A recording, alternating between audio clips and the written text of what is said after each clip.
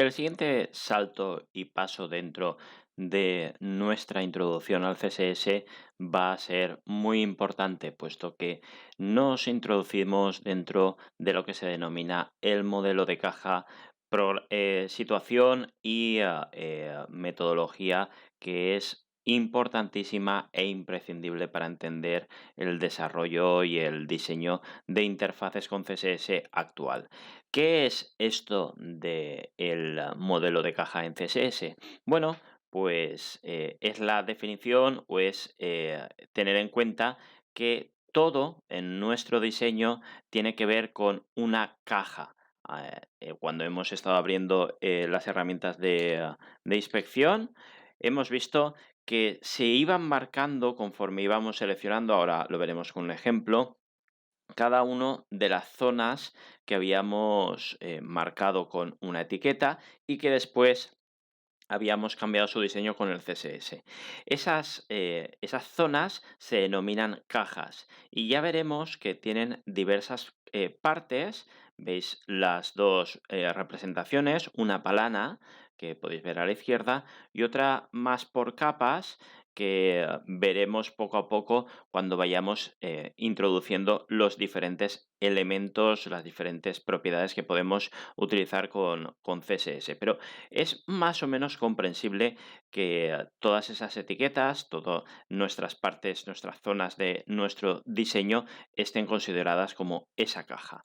En concreto, vamos a considerar, y vuelvo a repetir que ya lo hemos ido viendo, aquí tenéis el ejemplo, pero lo veremos junto con el navegador, podemos considerar cajas en bloque y cajas en línea.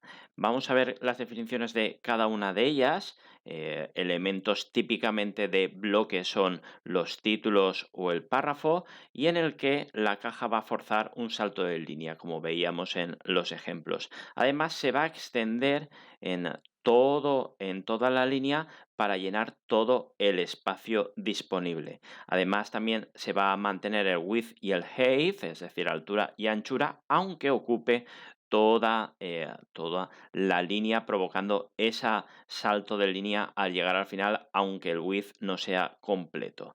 Y por último, el relleno, el margen y el borde, propiedades que no hemos visto aún, van a mantener, tanto en altura como en anchura, la distancia con otros elementos. Esta sería la definición de caja como bloque. ¿Y qué ocurre con las cajas en línea? Pues bueno, las cajas en línea no van a forzar ese salto, sería en el caso de span o de A.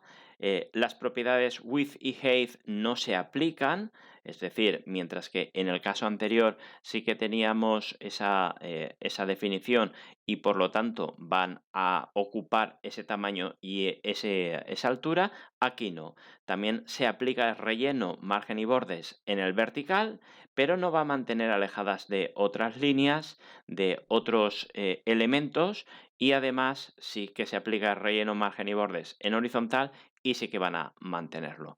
Bueno, vamos a justamente hacer lo que decíamos, vamos a verlo en el navegador, que yo creo que es más representativo que toda la teoría que estamos haciendo. Aquí tenemos un ejemplo. Bueno, el ejemplo que tenemos realmente no tenemos nada en pantalla, por lo tanto vamos a elegir otro que tengamos un poco más, y cuando hacemos ese Control Shift I vemos que cuando marcamos este div, pues se sombrea esa caja y aquí abajo tenemos justamente esa misma representación que hemos visto en la teoría, ese modelo de cajas que desde el body, todo, absolutamente todo, hasta cada uno de los elementos, tenemos el div, tenemos el UL, tenemos el li, pues esos elementos van a representar esa serie de cajas que tenemos dentro de nuestro diseño, dentro de nuestro HTML. Como podéis observar, aquí tenemos una caja en línea, donde el A, ¿habéis visto la diferencia con el div o con el P, que ocupa absolutamente todo el conjunto de nuestra página? El A solo está ocupando lo que ocupe el contenido. Y ahí podemos ver gráficamente la diferencia entre un A y un P. Y de esta forma vamos a ir configurando, vamos a ir viendo muchas propiedades que nos van a poder permitir configurar todos estos elementos.